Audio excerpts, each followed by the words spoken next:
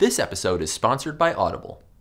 After our planet cooled from a glob of molten space dust, survived the collision that made the moon, and endured 300 million years of bombardment from space rocks, life showed up about as soon as it could.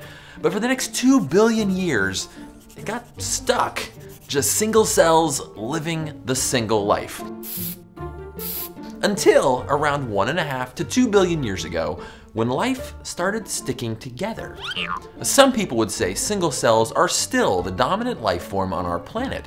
But if bacteria and archaea have done so great living alone, why and how did some organisms make the jump to living together? We can count 8 major transitions in evolution, from the first replicating molecules all the way to societies and language. But of all of them, the invention of multicellular life might have been the easiest, because it didn't happen just once or even twice. We think it happened more than 30 times. The multicellular mashup that led to you or your dog was different from the ones that led to seaweed, sequoias, and mushrooms. In the game of evolution, organisms are always looking for unoccupied territory, new niches to fill, and being bigger than the biggest thing around is always an open opportunity. The bigger you are, the more things that you can eat and the fewer things that can eat you. But one cell can only get so big before the harsh realities of surface area and volume make life more trouble than it's worth. If you can't get enough nutrients or move things around the cell, eventually cells have to band together. Getting bigger by getting multicellular brings other advantages. Your insides are protected from the outside so you can survive in rough neighborhoods where you couldn't before. You can live longer because little bits of you can die and be replaced. And the cells that'll become the next generation are tucked away, safe and sound, away from that cold, harsh outside world. But single cells aren't known for their self-motivation. It's not like they suddenly had a great idea to go multicellular. So how did it happen? Maybe one day a mutant cell divided and failed to separate. Or maybe related cells clumped together by coating themselves in biological Velcro. Different branches used both. But even some bacteria can do that, and we wouldn't call them multicellular. Well, cells also started to take on specialized roles, maybe with the little guys on the outside flapping their flagella, or others catching sunlight, and the ones on the inside digesting food, or tending to the birds and the bees. And those cells have to talk to each other, so they rig up communication lines. Then, instead of letting the environment tell you when to divide, your genes start controlling when it's time to grow to keep things nice and organized. And some cells must be willing to die so the rest of you can live. Did you ever stop and wonder why, even though we're made of trillions of cells, we reproduce using only one at a time? Well, it doesn't have to be that way. You could reproduce by dropping off a big chunk of your body and making a new you.